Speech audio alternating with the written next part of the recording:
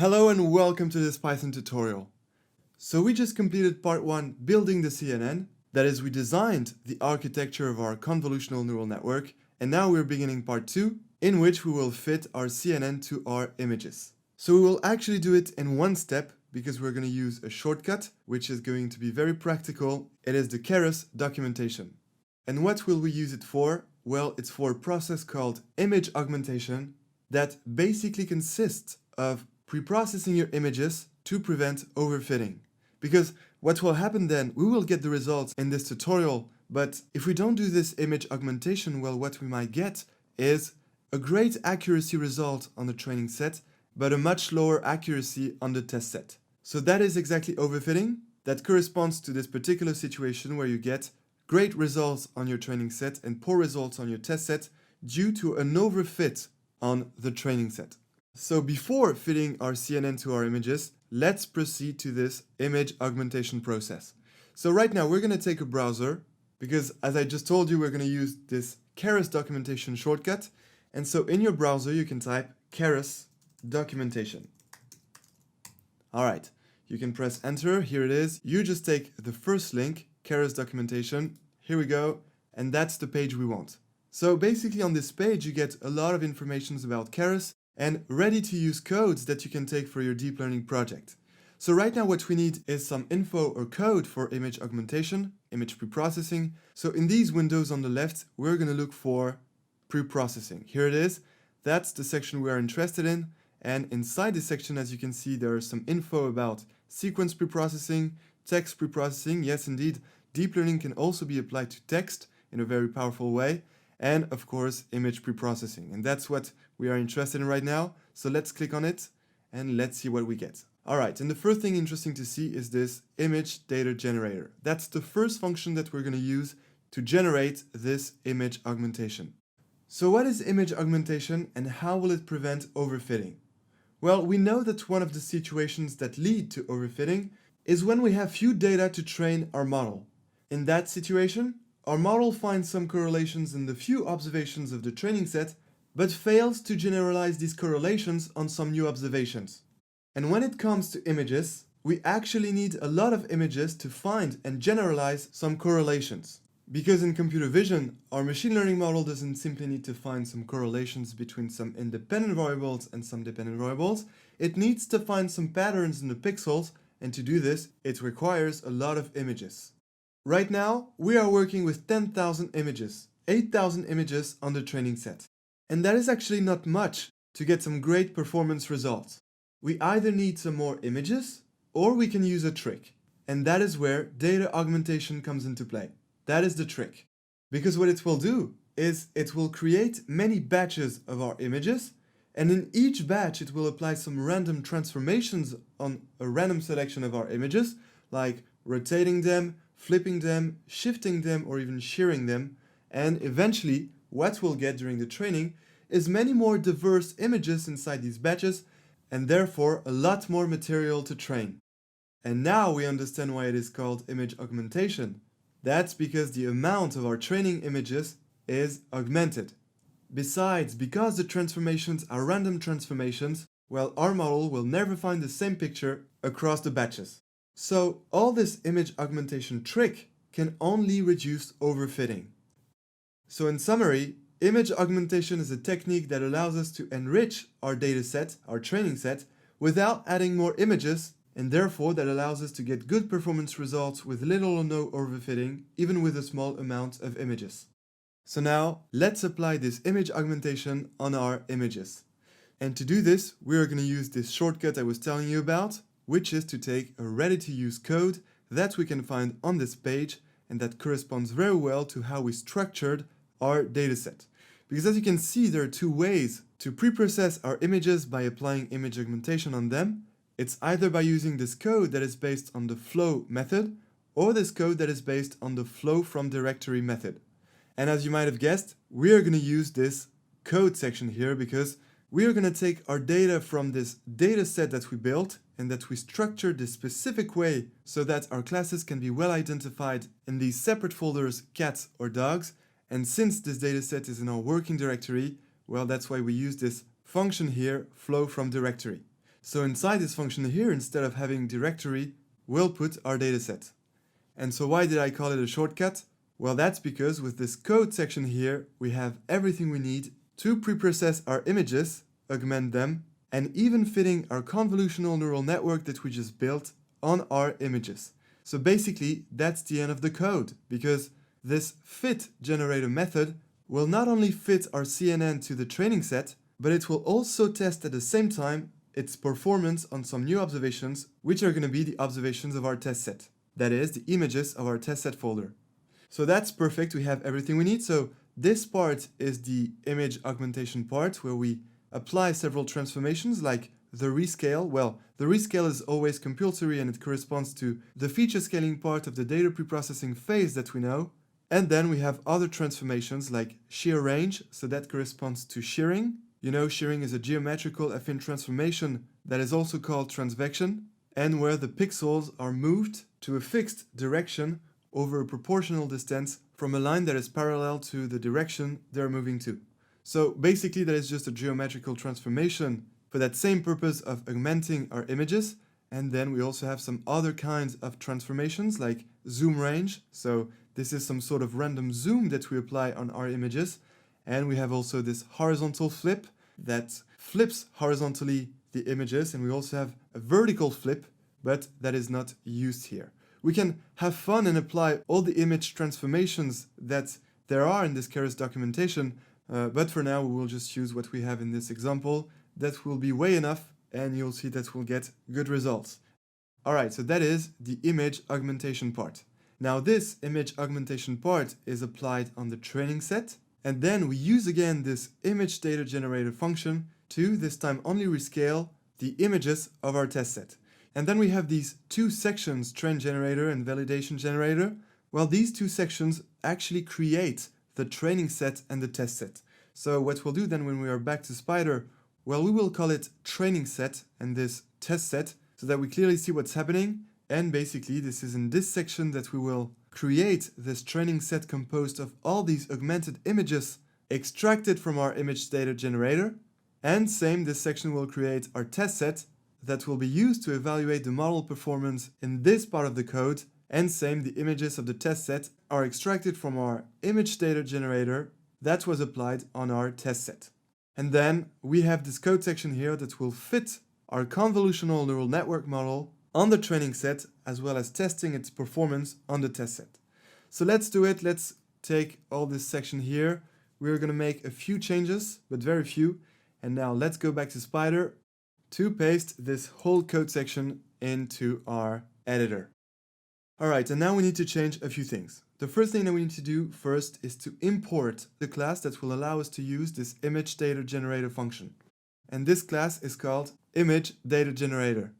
And we import this class from keras.preprocessing.image and import and eventually image data generator. Alright, so now we have our class. Now, next section. Alright, so in this section we won't change anything. We will rescale all our pixel values between 0 and 1, because you know, pixels take value between 0 and 255, and by rescaling them using this rescale equals 1 over 255, then all our pixel values will be between 0 and 1. Then shear range, that's to apply random transvections, and we will keep this 0.2 value. Zoom range, that's to apply some random zooms, and we will keep this 0.2 value. So these 0.2 values here are just some parameters of how much you want to apply these random transformations, and here we will take what Keras suggests. And then horizontal flip, that means that our images will be flipped horizontally, so that's fine, that will generate enough transformations so that we don't find the same image in the different batches. So basically we don't have anything to change here in this code section here, and we can move on to the next one. Test data gen, well, same, here we only need to rescale the pixels of the images of the test set so that they have values between 0 and 1, so that's all fine here as well, we don't need to change anything. But then we have this code section here that creates the training set, and here we have a few things to change. So first, let's give another name for train generator and call it training set. And let's press Alt Shift to align everything well. And so here, what do we need to change? Well, first, the first parameter is where we extract the images from which directory. So it's not from the data/train directory. Let's see where it is from. Well, remember we have here our dataset that is composed of two subfolders, the training set and the test set. And so since here the section corresponds to the creation of the training set, well, we need to specify what this training set is, and therefore we need to specify the path that is dataset/training set. And we don't have to specify the whole path that leads to this dataset because this dataset is already in the working directory folder. Perfect. Then target size. So target size is the size of your images that is expected in your CNN model. So as you can see here, we chose a 64 by 64 dimensions for our images, and therefore here we cannot keep this 150 and 150. We need to put the dimensions expected by our CNN, that is 64 and 64. Great. Then the batch size. So that is the size of the batches in which some random samples of our images will be included, and that contains the number of images that will go through the CNN, after which the weights will be updated. So we will keep 32 here. This actually looks fine to train our CNN. And finally, class mode. Well, that's the parameter indicating if your class, your dependent variable, is binary or has more than two categories. And therefore, since we have two classes here, cats and dogs, well, the class mode is binary. So great, this section is now ready. Now let's move on to the next section, validation generator. So let's actually call it test set, because this code section will create the test set. And now let's align everything. So I'm going to press Alt-Shift. And now let's see what we need to change. So first, we need to input here the path that leads to the test set. And that's exactly the same as for the training set. We need to input here dataset first, and then test set instead of validation. Test set. Here we go.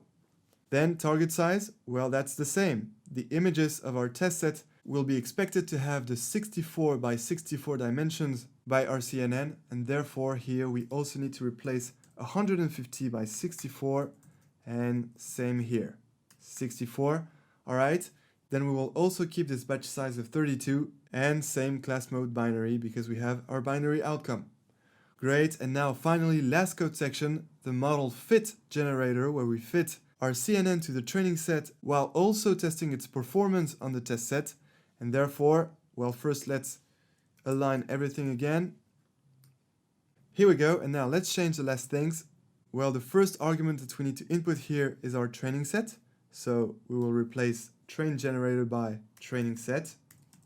Then the second argument is the samples per epoch. Well, that's simply the number of images we have in our training set, because remember, all the observations of the training set pass through the convolutional neural network during each epoch. And since we have 8,000 images in our training set, well, here we need to replace 2,000 by 8,000. All right. Then number of epoch. Well, that's the number of epochs we want to choose to train our CNN. And here 50 might be a little too much, so we will take 25 so that we don't have to wait for too long to get our results. Then validation data. So that corresponds to the test set on which we want to evaluate the performance of our CNN. And that is, of course, the test set. So we will replace validation generator by test set. Almost good. The last parameter is NBVAL samples, and that corresponds to the number of images in our test set, and that is 2,000. Perfect. And now we just need to change one last thing. Can you guess what it is? Well, we are using this fit generator method to fit our CNN to our training set and test its performance on the test set at the same time. And this fit generator method is applied onto our CNN model, but our CNN model is not called model, it is called classifier. So we just need to replace model here by classifier. And let's align this again, Alt-Shift, so that now we apply this fit generator method onto our classifier to fit it to the training set and test it on the test set. So great, now everything is ready. We are ready to execute each of these last sections one by one, and eventually we will get to our final results. So let's execute them one by one. We're going to start by importing the image data generator class. Here we go, well imported. And now let's proceed to this next section to, actually prepare the image augmentation with this train data gen, which is an object of the image data generator class. So in this section, we are creating this object. So I'm going to press Command plus Enter to execute. And now our object of the image data generator class is created. And this object is the object that we're going to use to augment the images of the training set. And now we're going to do the same for our test set. We are going to create another object of the image data generator class, and this object will be used to pre-process the images of the test set. And then next code section. In this code section, we apply the image augmentation itself on the images of our training set by at the same time resizing all our images of the training set into this 64 times 64 dimensions, and by creating some batches of 32 images. And then our CNN will be trained on these images in all the different batches. Okay, so let's execute this section. And as you can see, that's actually very interesting to see. Well, Keras found 8,000 images belonging to 2 classes.